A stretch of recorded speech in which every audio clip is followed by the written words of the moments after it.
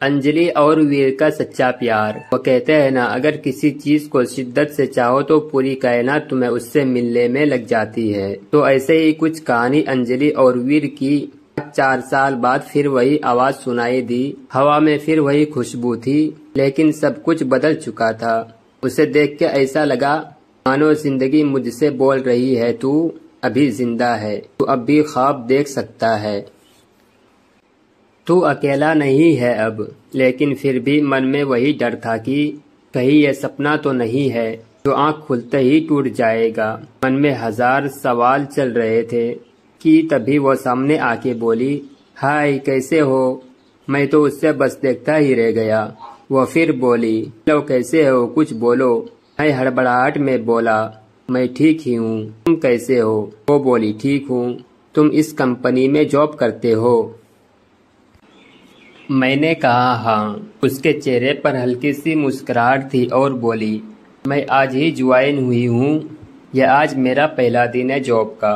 यह सुनकर मानो मेरे अंदर वही खुशी की लहर चल पड़ी, लेकिन मैं उससे वो खुशी बांट नहीं सकता था।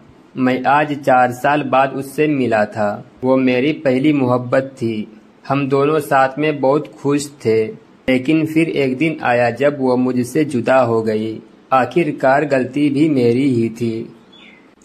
असल में वो मुझे छोड़ के नहीं गई थी, मैंने ही कुछ गलत कर दिया था उसके साथ। मैं ही बेहक गया था किसी और के लिए। और लेकिन वो कहते हैं ना, प्यार अगर सच्चा हो तो बुरे से बुरा इंसान को बदल देता है।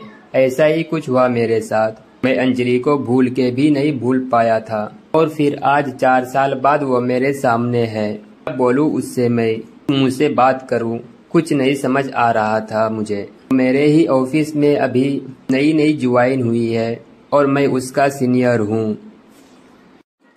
हम रोज ऑफिस आते हैं, काम करते हैं और घर जाते हैं। 1 महीना हो गया था हुए, लेकिन अंजलि ने मुझसे एक बार भी हमारी बीती हुई जिंदगी के बारे में बात नहीं की।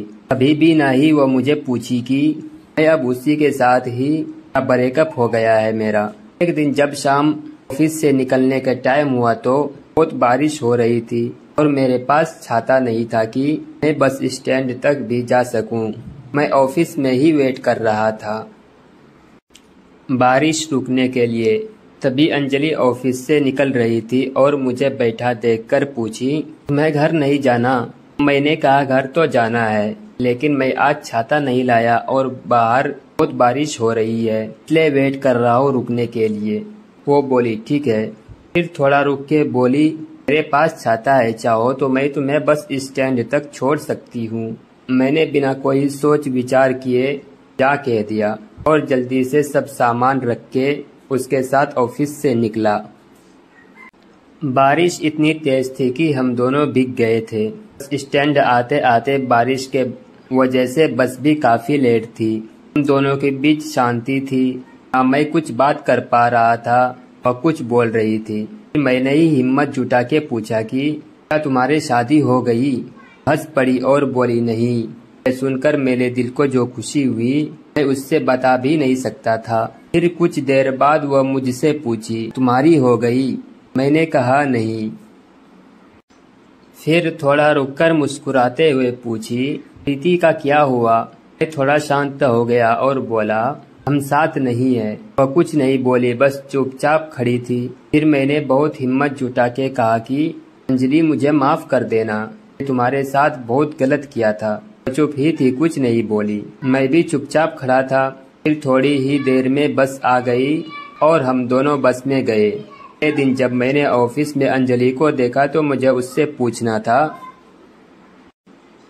क्या सोचा उसने, मुझे माफ किया कि नहीं, कैसी बात करूं उससे, यही सब सोच रहा था कि वो मेरे केबिन में मुझे एक फाइल देने आई। मैंने बिना कुछ सोचे उसे बोल दिया कि ऑफिस के बाद साथ में चलना, मुझे कुछ बात करनी है। वो बोली, क्या हम अभी भी इधर बात कर सकते हैं। मैंने कहा नहीं, ऑफिस के बाद मिलना। वो बोली ठीक है और चली गई। मैं बस इंतजार कर रहा था कि 6 बजेंगे कि मैं उससे बात कर पाऊंगा। टाइम जैसे थाम ही गया था। 6 बज गया, सब एक एक करके निकल रहे थे ऑफिस से। फिर आखिर में मैं निकला और साथ में अंजलि भी थी, वो रुकी थी मेरे लिए। आज फिर हम साथ चल के गए बस स्टैंड और रास्ते में मैंने उससे पूछा कि का जवाब नहीं दिया तुमने। शांत ही थी कुछ देर, फिर बोली, इस बात का जवाब दूं? क्या जवाब दूं मैं? गए तुम थे छोड़ के, और अब मुझे फिर से वह सब कुछ नहीं चाहिए, तो कोई सवाल जवाब की बात ही नहीं बनती। मैंने उसे बहुत मनाने की कोशिश की, लेकिन वह नहीं मानी। 5 महीने हो गए थे हमें एक ही ऑफिस में काम करते हुए, लेकिन हम दोनों ही अब एक दूसरे से बात नहीं करते थे। कुछ दिन के बाद मैंने बहुत बार कोशिश किया अंजलि को मना लूं, उससे यह कह सकूं कि अब मुझसे गलती हो गई थी, लेकिन मैं तुम्हारे बिना नहीं रह पा रहा हूँ। तुम इस ऑफिस में ज्वाइन हुई उससे पहले से मैंने तुम्हें कांटेक्ट करने की कोशिश किया था, लेकिन नहीं हुआ, और जब तुम इस ऑफिस में आई तो मेरी खुशी का कोई ठिकाना ही नहीं रहा। लेकिन मुझ में तुमसे बात करने की हिम्मत नहीं होती। मुझे पता था कि तुम अब भी मुझे प्यार करती हो, लेकिन कहती नहीं हो।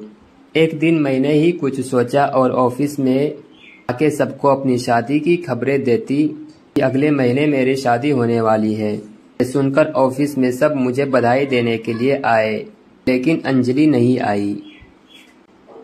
शाम को मैं खुद उसके पास गया और पूछा कि क्या तुम्हें खुशी नहीं हो रही है कि मेरी शादी होने वाली है? वो बोली, क्यों नहीं, मैं बहुत खुश हूँ कि तुम शादी करने जा रहे हो, एक नई जिंदगी की शुरुआत लेने जा रहे हो। फिर मैंने पूछा कि तुम मुझे बधाई देने नहीं आई जब सब लोग आए थे ऑफिस के? तो बोली, मुझे बहुत काम था, मैं बिजी थी। मैंने कहा ठीक है, और मैं वहाँ से चला गया।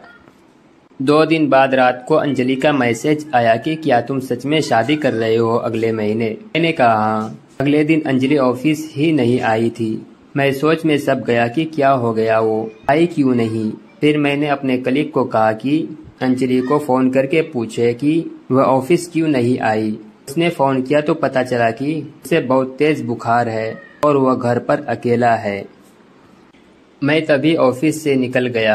उसके घर जाने के लिए रास्ते में मैंने फोन करके उससे घर का पता पूछा और जितनी जल्दी हो सके वहां पहुंचा। वहां जाके देखा तो वो अकेली थी और उसे बहुत ठंडी लग रही थी, कंबल में सोई थी। मैं जल्दी से उसे उठा के अस्पताल ले गया।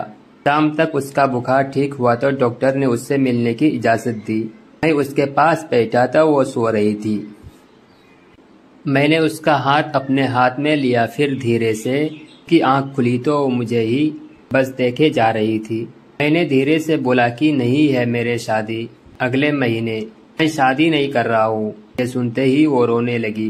मेरी भी आंखों में आंसू आ गए। मैंने उससे गले लगा लिया और हम दोनों एक दूसरे को पकड़ के बहुत रोए। फिर हम वहाँ से घर गए और हमेशा एक दूसरे के साथ रहने का प्रॉमिस किया।